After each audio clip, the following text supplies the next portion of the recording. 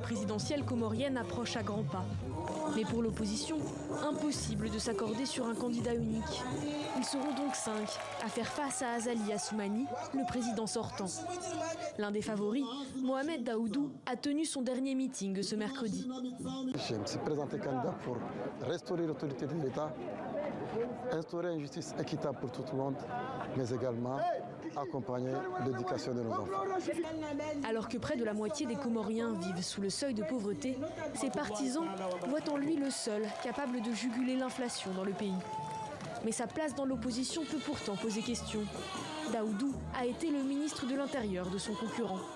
Je me suis allié avec le président Azali en 2016 sur la base d'un accord de gouvernement.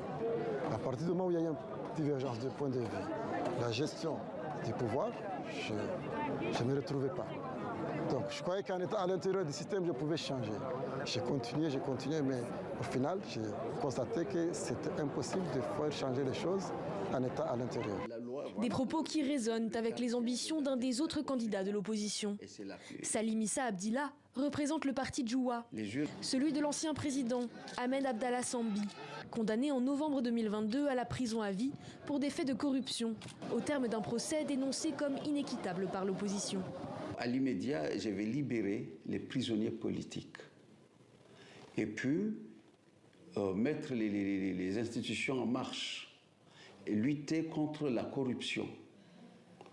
Et puis après, je vais m'atteler au quotidien des Comoriens, tels que la santé, du fait que je suis médecin, je suis chirurgien, traumatologue, orthopédiste. Alors là, je dois insister. Mon programme va tourner surtout autour de la santé. Issa Abdillah promet, entre autres, la gratuité des urgences et la diminution des taxes douanières. Mais sa principale préoccupation pour le moment est la même que tous les autres candidats, la transparence du scrutin. Ils sont nombreux à remettre en cause l'indépendance de la CENI et à demander l'implication de partenaires internationaux pour éviter tout trucage.